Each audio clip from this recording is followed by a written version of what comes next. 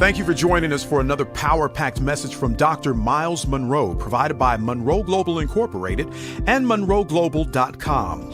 We transform followers into leaders and leaders into agents of change. We hope that this message is a blessing to you as you advance your life and discover your purpose. Now, let's go into the message. This topic is very important, the priority of character. I want to ask you a question. On the screen, there's a photograph. And I want to ask you a question about this photograph. Those who are watching this from home or listening to a CD, on the screen in this room is a massive photograph of a bodybuilder. His physique is incredible. I think we are all jealous of him. I'm talking about the men. We would love to look like that. This is a powerful photograph of human strength. I'm going to show you another man, and I want to ask you a question. Here's another man. Now, both of these are men. The second photograph is another man who looks like he weighs about 110 pounds. The previous photograph is a man who looks like he weighs about 280 pounds. The first man has biceps and triceps, and his muscles are carved and chiseled. The second man looks like he came from the Bahamas. The question I have between these two men is a simple question. Which one of these men exhibits strength? Which one of these men are the most powerful? Is it man number one or is it man number two? Now, before you answer, you must study the men carefully. This man, with all the muscular physique, on the surface, he exhibits power, strength, even discipline. But the second man doesn't look too impressive. He seemed to be suffering from malnutrition. Probably is not as disciplined as he should have been. And you look at these photographs physically, and you have two responses to these men. One of them impresses you, the other one depresses you. One of them makes you look at him and be attracted to him. The second one you wish you never met. Now, which one of these men are the most powerful? I want to take you through a quick response of that question. I want to take you through an exercise that I call character versus ability. One of these men have power. The other one doesn't seem to have power. Here's the question. I'm going to tell you who these two men are. The first man, his name is Sam. He's a very powerful guy. That first picture you saw, his name is Sam. The second guy, his name is Joe. These are my friends. Sam and Joe are both my friends. Let's talk about Sam and Joe. We got two men, Joseph and Samson.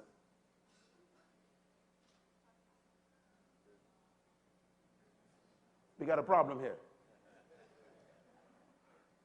Samson has strength of body. And many leaders remind me of Samson.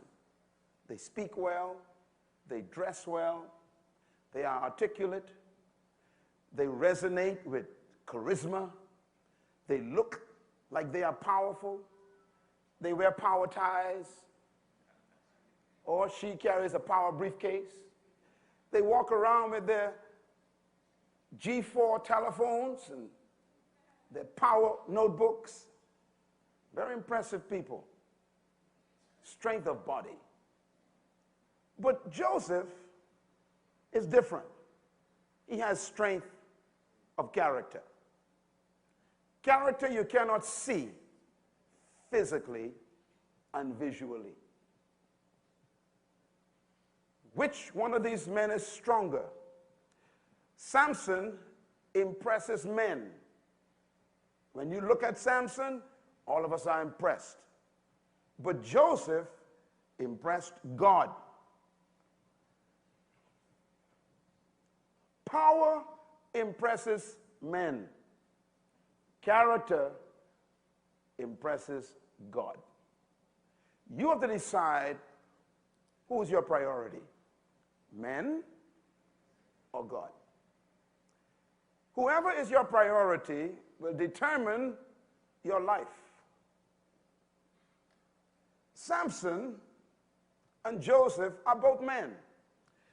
Joseph died in a position of power. Samson lost his position and his vision and power.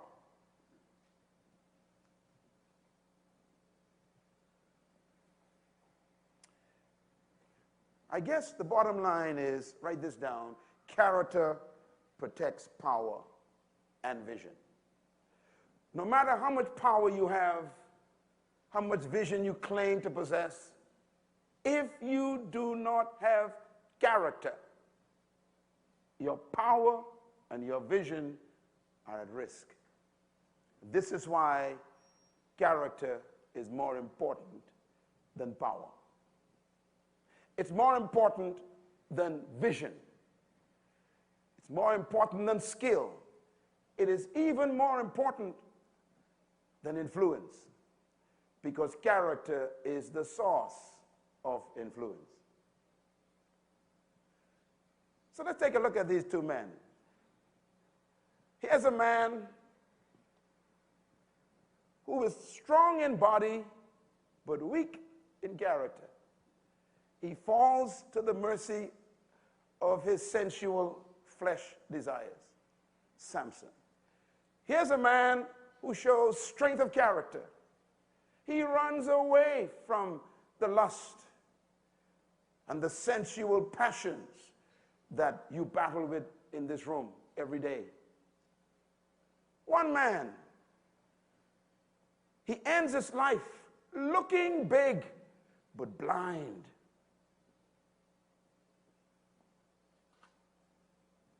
Even though his last act was great, we only remember his bald head.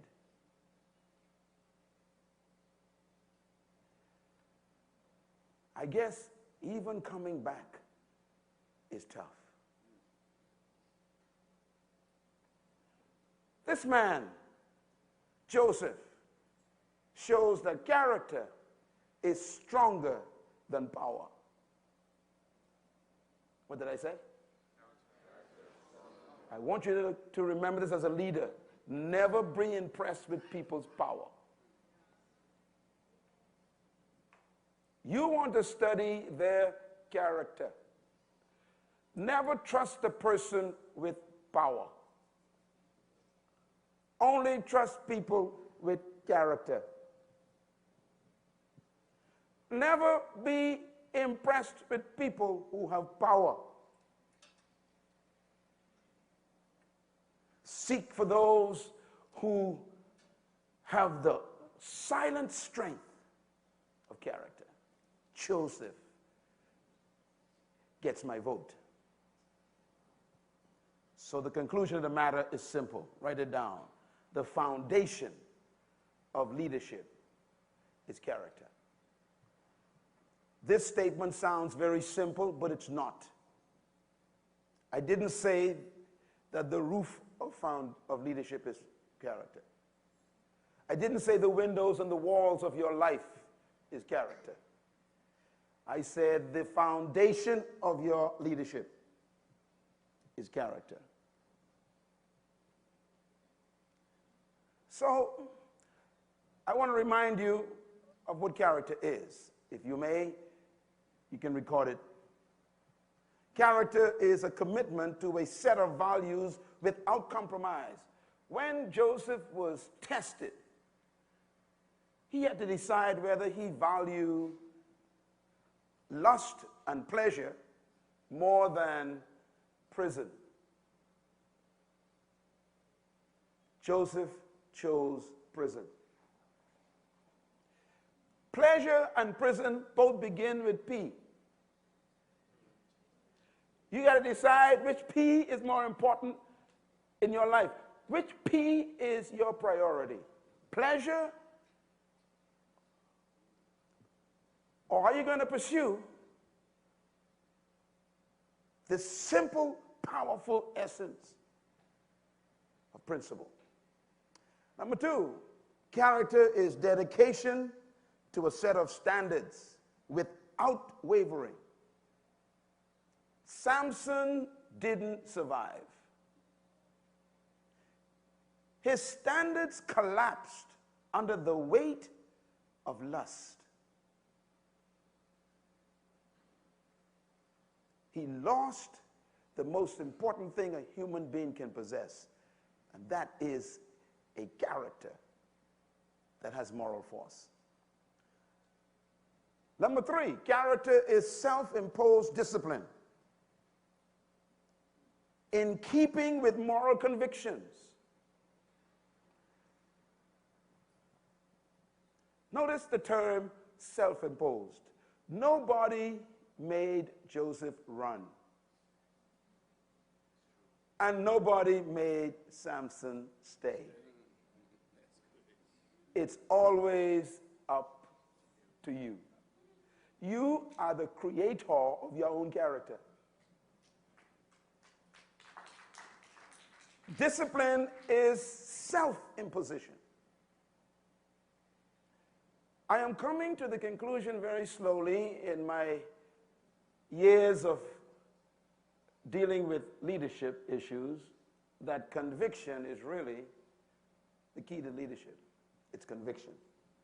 I never thought I would come to such a simple conclusion, because you can actually discover your purpose and still not be convicted enough to pursue it. It is conviction that sends people to prison. It is conviction that makes people run from pleasure. It is conviction that creates character. Number four, character is a constant effort to integrate your words, your deeds, and your actions. I showed you in the evening session an illustrator of the two men who were one man, and how the process is to bring those two men together until there's only one man. You want to integrate your words. When you say something, you actually do it. And you do it because you are it. And number five, character is the willingness to sacrifice your pleasure for the sake of principles. So character is basically being one with yourself. By the way, I don't have time to get into this, but in my book on character, I talk about the fact that God is God because he is character. You know, the Hebraic concept of God, when they describe God, they concluded one word: God is one. Now, some of you have no idea what that means, and if you speak to a Jewish scholar right now, he will tell you that that is the most important quality of God. God is one. He is integrated. Would you believe, write this down, the word holy actually means one. Holy means one. We use terms like pure, we use terms like sanctified, but no, it actually means one. It means there's no dichotomy in the person. It means that the person is so pure, there's no ulterior elements. You know, there are people who you know who have ulterior motive. These are dangerous people. A person with ulterior motives is a person without character. So to be one means that you have arrived at a point of what we call holiness. And don't tell me that is not possible, because someone said 2,000 years ago, be holy like your Father in heaven is. He will never command what's not possible. You should never be two people. And most people are. Matter of fact, your greatest battle is between you and your other self.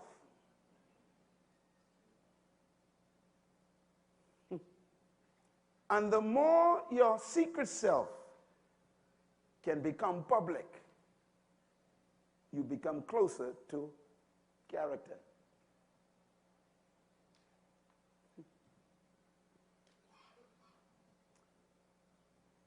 I want to talk about values because character is founded in values.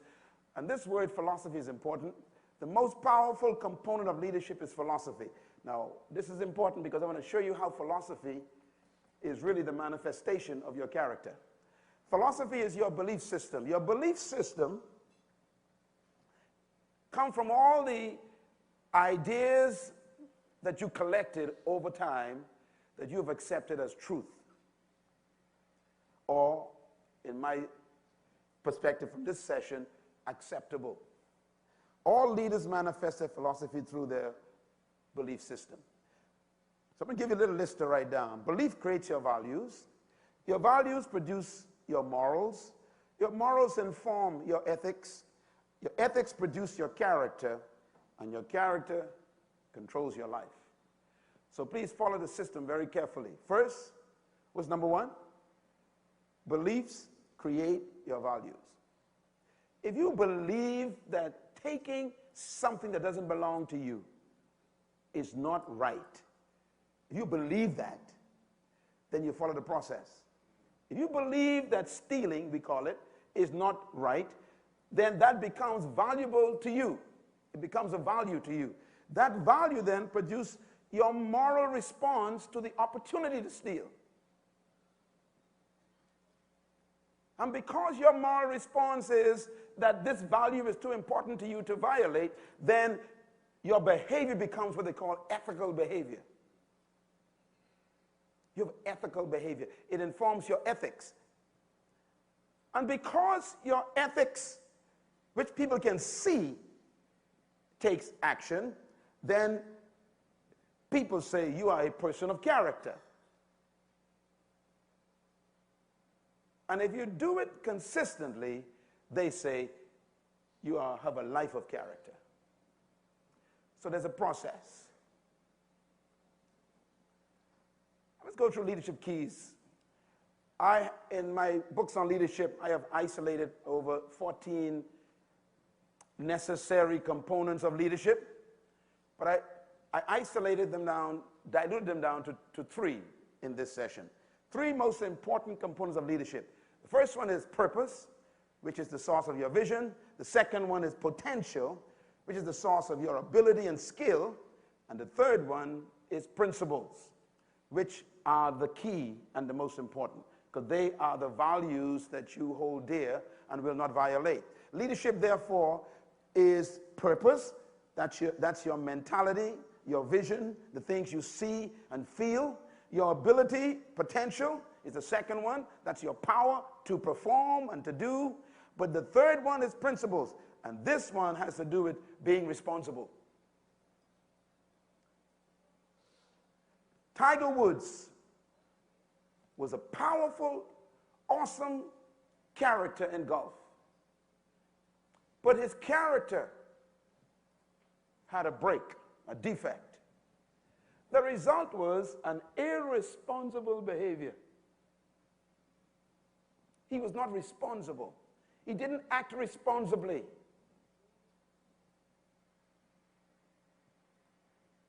His character was destroyed. He's trying to rebuild it again. So I just want to go over these very quickly again. 3 components of leadership that I consider to be essential. 1 is principles, which produce character. Character is more important than charisma. Values are more important than vision. And so don't ever believe that your vision is the most important thing in your life. Your vision is as safe as your values. Leadership is impossible without a guiding vision and a purpose. It's impossible without a deep passion and conviction to accomplish your purpose. However, it is also impossible without principles that regulate leadership behavior. I hope you will never again, after this summit, ever make anything in your life more important than character. And that you will spend the rest of your life fighting to protect your character. I'm talking about fighting. I would prefer that you call me one day and say, Dr. Myles, I lost my house, my car, the dog is dead, bank account's shut down, but I still got my character. I promise you, I will find money for you and build you a house. Because I would prefer to have a friend with character than a rich friend with corruption.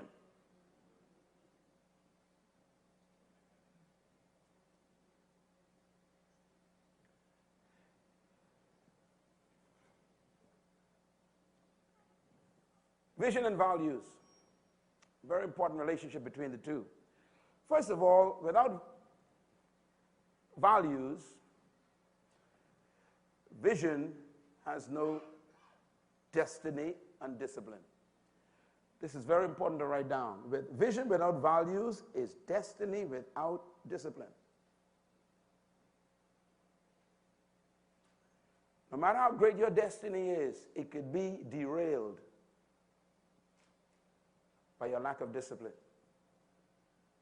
Samson, what a great story that could have ended as, huh? He would have been one of the greatest judges of Israel. But he is known as the man who fell for a woman, disgraced his nation, and corrupted his memory forever. Number two, vision is protected by values. Number three, vision is interpreted through your values. No matter how great your vision is, I can tell if you believe it by the way you're acting. For example, if you show me a massive vision that you have for your life, and you're smoking while you're showing it to me, I want you to think about this now. That means you got this vision, this massive vision, that'll probably take 50 years to accomplish phase one, and you are working on your death. In other words, you don't value your lungs, even though you have a big destiny. So we got people with great vision sipping on alcohol while they're talking about it. This is like, it's like a smoking doctor.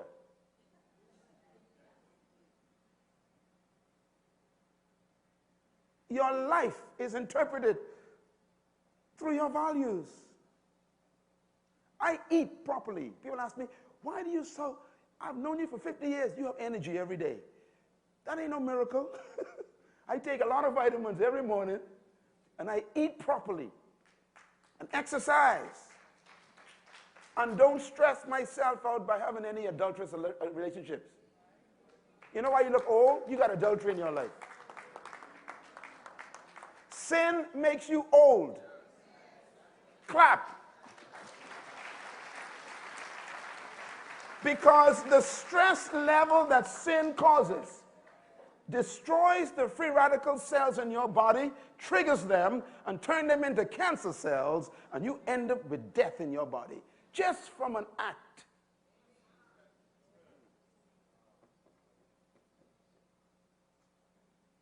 Your values interpret your vision.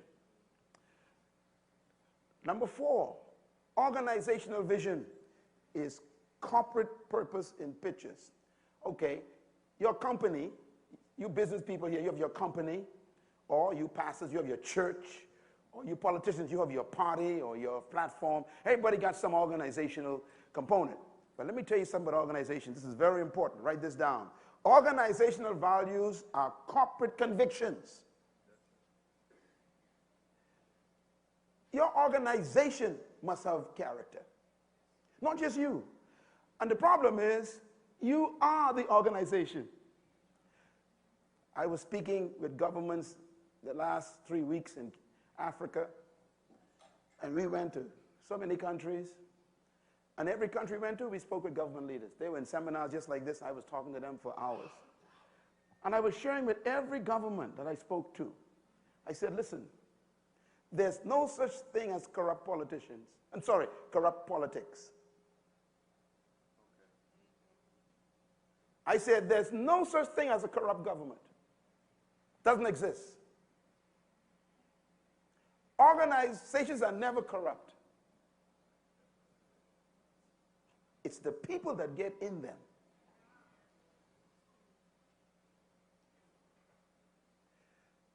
This is why when the Attorney General spoke on our first day, she made a statement very important, and I say it often. She said, in reference to politics,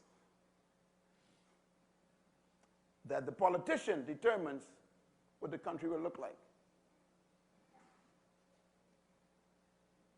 Their values that are personal become public policy.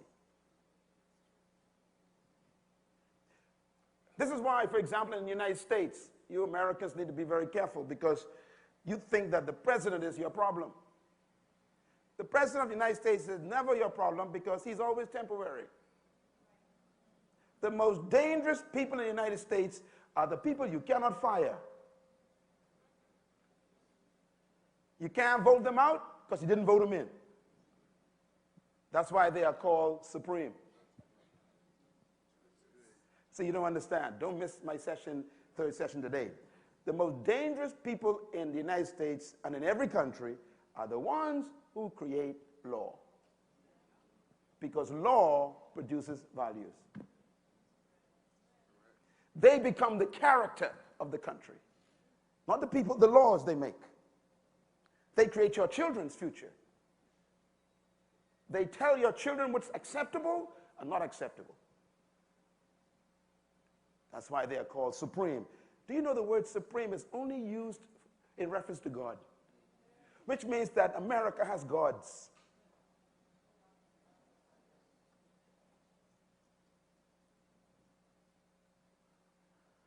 So don't worry about the president. Don't worry about the president too much. I hear people talking about the president. Presidents go and come. It's the guys you can't move.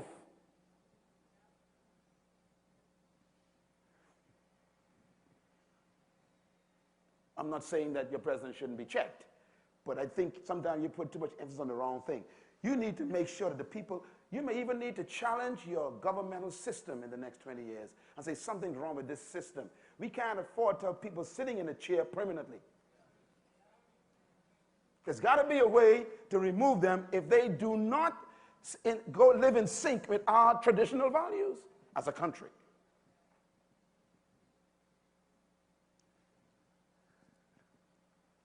Organizations have values. Write this down. Vision and values is the marriage of purpose and principles. Your purpose for your life, purpose for your organization, you got to marry them with principles so they can be protected by the principles. Principles are those values and convictions and beliefs that you hold dear. That's why we call them values. You value them. Very important. Here's a guy that you all know well. This guy with his finger. Huh? It's President Clinton. Let me tell you what I discover about leaders. Write this down. They confuse character with reputation. Never trust your reputation. And don't trust other people's reputation.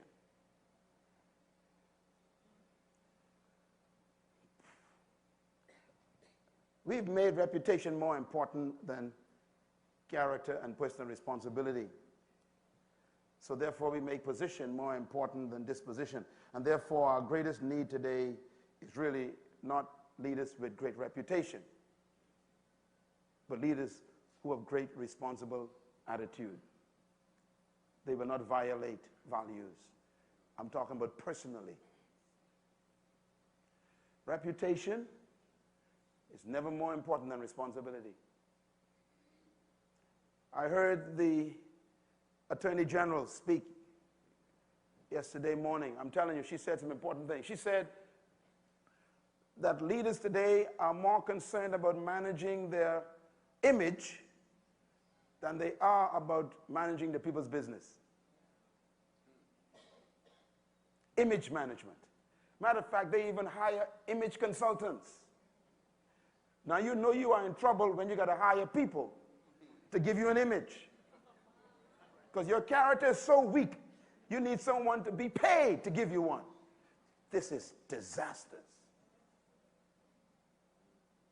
I'm an image consultant. What do you mean by that? That means something is wrong with the person's image, and you're going to prop it up with false advertising and promotion. You're going to create lies.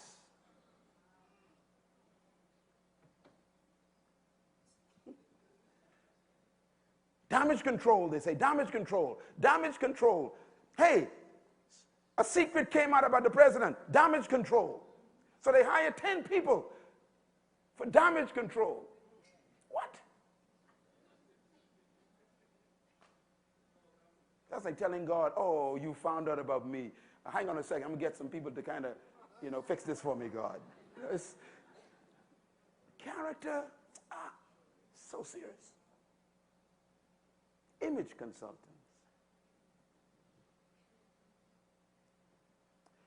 Never had one in my life. What you see is what you get. Myles Munroe. My wife is my image consultant. And she's also my bodyguard. She's also my entourage.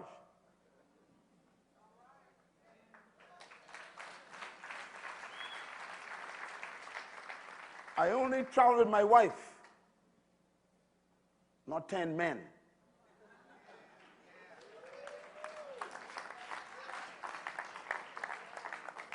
I tell people, you invite me to come to your event, you get 2 tickets.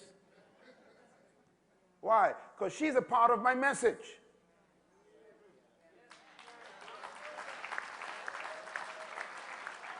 And she doesn't have to say a word. I want her there. Why? My character is more important than your money.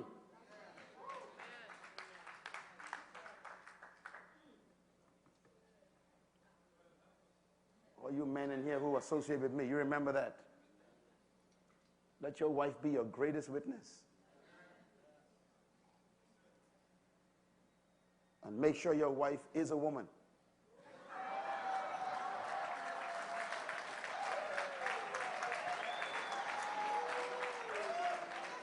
Now, reputation is not the same as character. Write this down, please. Character, hey, I'm just saying.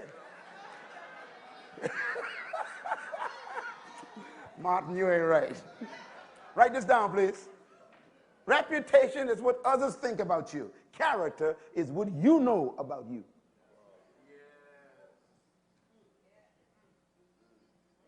If you knew everything you know about you, would you marry you, is the question.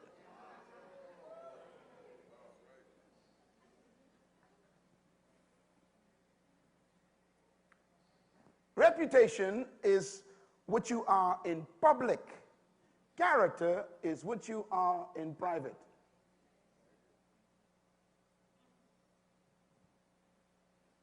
My private life is the force of my public performance. Living in a small country like this, believe me, is a tough thing. Because everybody knows where you've been last night.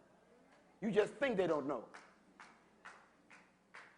No woman in this country can say I have a child for her, lay with her. No woman in this country can ever say I touch her breasts or touch her hip. No one. I say it publicly. Why? Because my life is my secret life.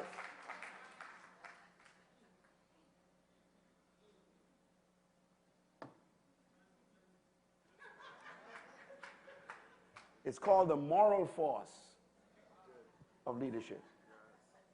Your words are as heavy as your character.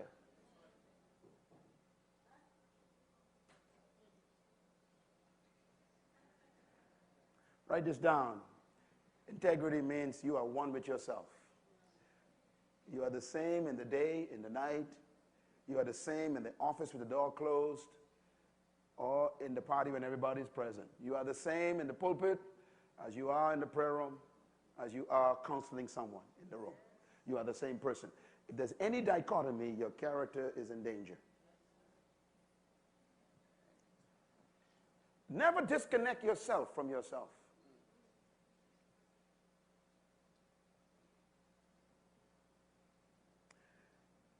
Oh, help me, Father. Integrity is when your private life and your public life becomes one. We need leaders in the next 10 years to emerge in our countries who are women and men of integrity.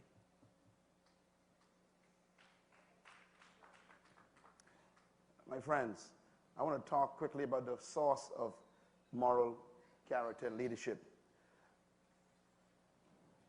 The moral force of leadership is the key to inspirational leadership. Now, I don't think anyone can question how much Nelson Mandela inspires you. Does he? You don't even know him. But his life, his fixed disposition, remember we learned that last night, his unmovable conviction transformed the whole world. People who never knew him became totally inspired by him, because moral force can inspire people from a distance. Philosophy and conviction is the source of morality. We need leaders whose convictions are so deep, it becomes the force of their life. Men and women of moral character don't need to speak much,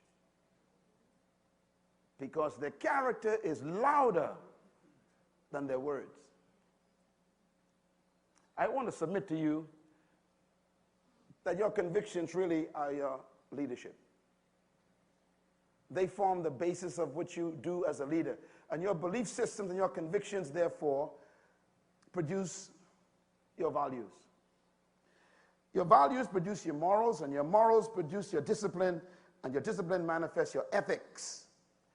And your ethics create your character. You are schizophrenic if your belief and your lifestyle is a dichotomy. Character means one. You are the same person all the time. Character is, your character is what you do when no one's watching. Your character is what you do in secret. Your character is what you do when no one will ever find out. What do you do if you know? I mean, what do you do? That's the real you. The other one is a fake.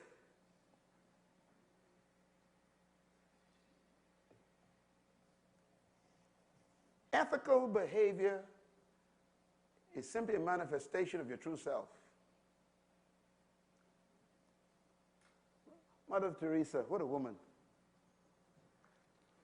Strange woman, powerful character. She didn't speak loud. When you have moral force of character, you don't have to talk loud. When I met Mr. Mandela a few times, and almost every time I met him, he was very quiet. But the whole room shook when he walked in. His character was so heavy, his words had to be few.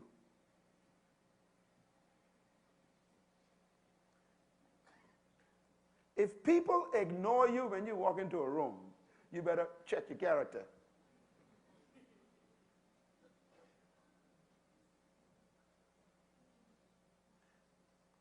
I'm not talking about fame. I'm even talking about fear.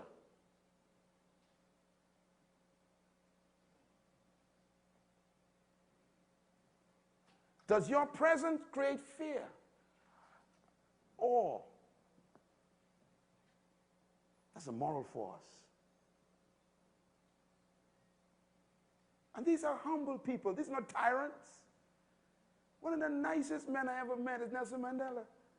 He laughs with me, you know, we chatted, and I'm like, this guy is bigger than life. Humble. Character is a tested person who remained consistent under pressure. Let me wrap this up with some thoughts here. Leadership needs to share its vision with people, but I want to just caution us as leaders, and we got so many here, you know, I think we're up to over 50 countries now in this room, and some of you are affecting millions of people. Let me tell you, write this down, please, write this down. Leaders stand for something. They stand for their vision, but they also must stand on something, and that's their values. You know, he say, boy, I stand for this cause. Yeah, but I want to know what you're standing on. That's it. That's it. What will you not sacrifice? What will you not compromise for? You are never remembered for the things that you compromise for. History forgets you. You are remembered for the things that you were willing to die for.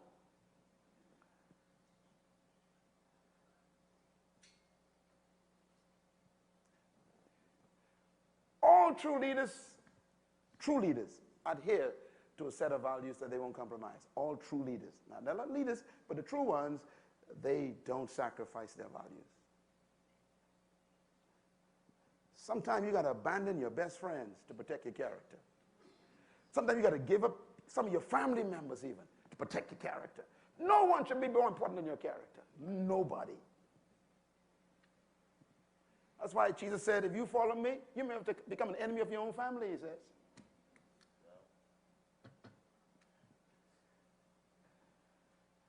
I would rather die broke with my character than to live in wealth with my corruption.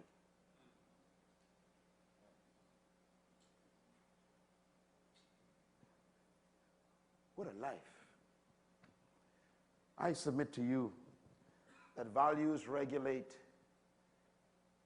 your personal life, but they also regulate your corporate performance. And that's why we need to have our values intact. This man is amazing. 4 feet, 9 inches high, 80 pounds, sitting in a jail cell. And he told the great empire of Great Britain, you got to let my people go. I mean, the moral force of power, of conviction. He said to them, I will eat not a morsel of food until my people of India are free. And he sat on the ground. He said, bring me a spindle. I will make cloth and dye.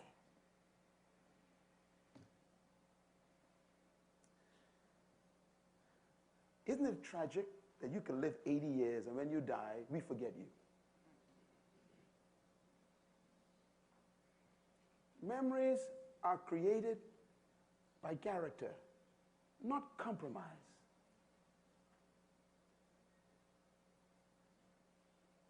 We will never forget this man. He never ate. Britain was defeated not by one bullet, but by a man's character. Your character is more powerful than a weapon. Matter of fact, it is your weapon.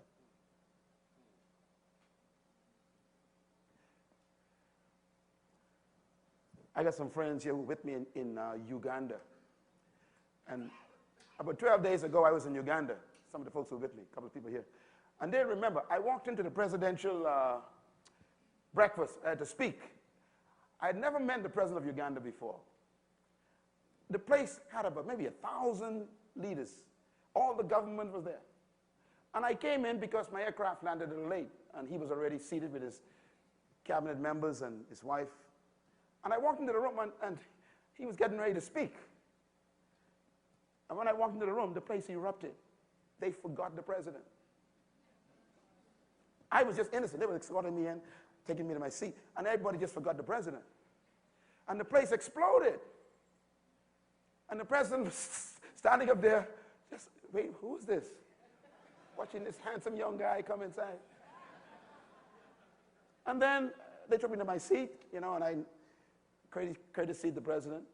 And they took me all the way up and sat me at the head table, right between him and his wife. And he looked at me.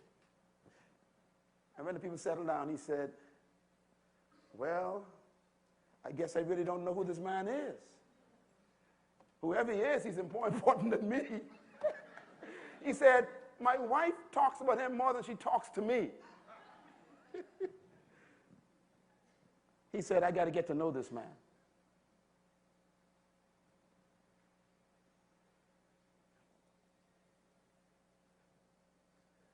Your character should be louder than your presence. Your absence should not take away your presence. He is still present. Martin Luther King Jr. is still present.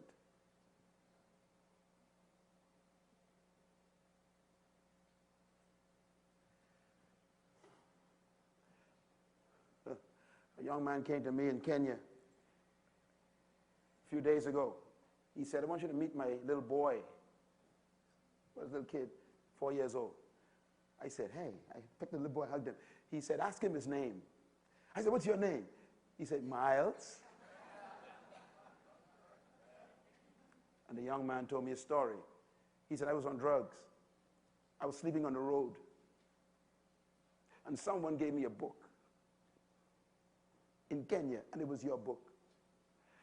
And I sat on a cardboard box and read the book and decided I want to change my life. And he said, you don't understand. I'm married. I have my own company. I got a beautiful family. And I decided I'm going to name my son after you because you changed my life. And I want to hear your name every day in my house.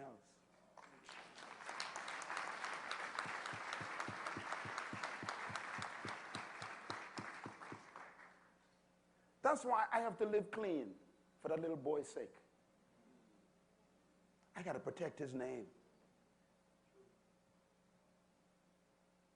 My son out there who's running this organization, this whole event, I named him Myles. I can't destroy his name. Who are you living for?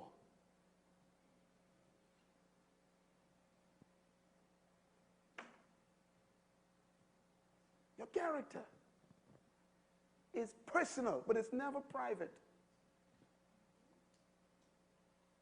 Your public act depends on your private performance. The weight of your public words are as heavy as your private life.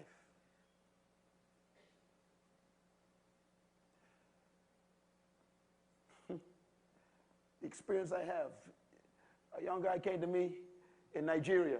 I was just there last week. My friends were with me there. And a guy came to me at the end of the conference session. He says, you know, Dr. Munroe, I've been following you for 15 years, and I read all your books, and I drove 3 hours to come to this event. And he says, I just wanted to tell you that even though you are a good speaker and everything else, what impressed me most is the way you treat your wife.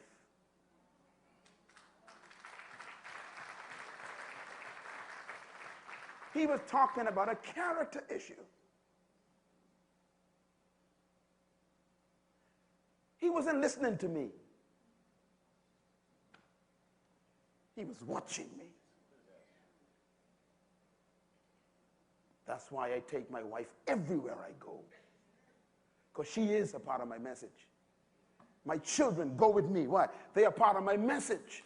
If it doesn't work in my house, how can I talk about your house? Character, your values. Here's a man we all know. This guy, I call it principles versus power.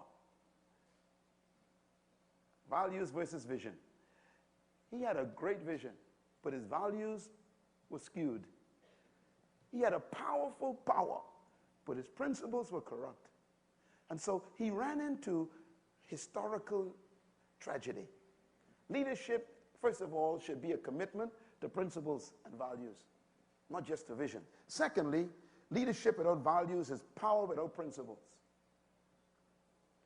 And character is manifested to show your value system over and above your vision. People will listen to your vision, but they'll watch your values. That's how it works. And if your values are right, they'll listen to your vision.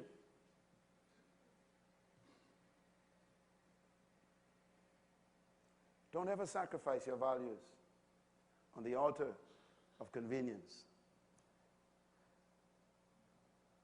Character is accountability to self. Last night we heard Mr. Zhivago Lang speak. What a wonderful session that was, eh? Oh, he said some important things last night, didn't he? I think he's coming back today. Listen, he said something about auditing. He says character is self-audit. Isn't that good? And your conscience is in charge of the audit every day.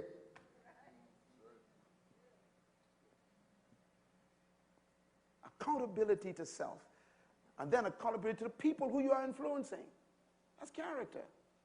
I make my personal decisions on your behalf. Did you know that? Millions of people watch me every day. Billions of people watch our programs. I mean, I was shocked. 1.6 billion people, they say, watch our programs around the world. Stations pick me up all over the place, and they just put me on free. And I say to them, you think that's fun? That ain't fun, that's pressure.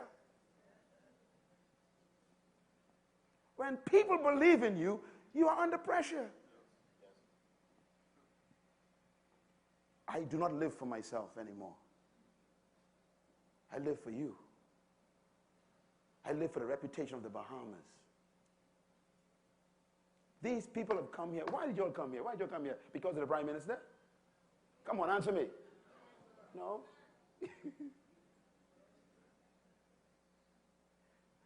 We got about 1,000 people in this room, and who brought them here? Not me, my character. Why should I come to you?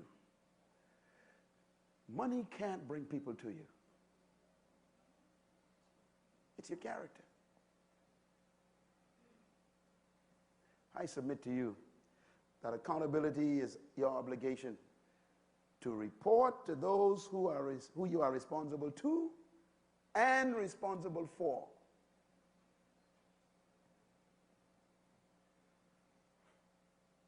I am responsible for the people who look to me. So public leadership has no private life. We got to learn that. We keep trying to separate the two. Your public performance gets weight from your private life.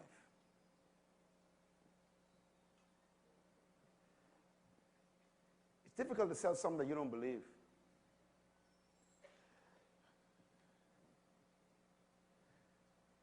Accountability, commitment to your personal integrity. I get tempted to do everything you get tempted to do. But my response to that temptation is always my responsibility to the world.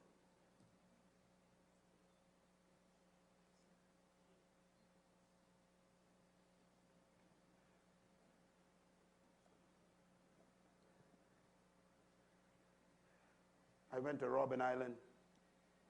I sat in the same cell Mr. Mandela sat in. My wife and I went there. I wept in the cell because the cell was shorter than his height. You ever been there? It's an amazing place.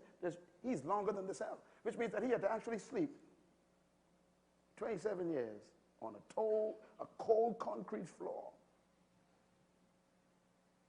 And the guy who took us on the tour said to us, he was in the prison with Mr. Mandela. He's one of those who were released. He's now touring the people because he knows the story. And he said to me, He said, many times the government of the day came to him and asked him, do you want to be released? We will give you a house, cars, security. We give you all the money you need, give you a bank account. Just withdraw your opposition to apartheid. And every time they came, he would tell them, close the cell door and lock it.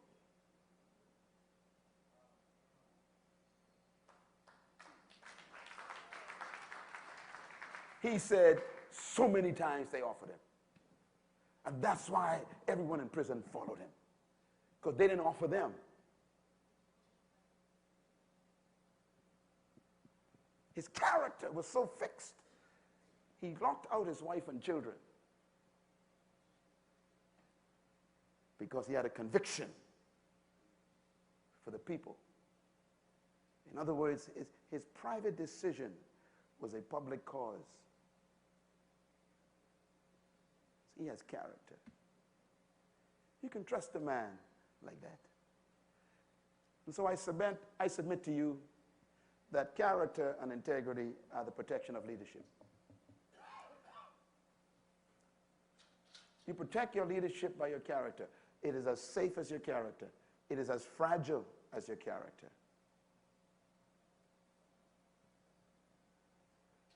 In this new book that I just released, and the publisher arrived today. Where's my publisher?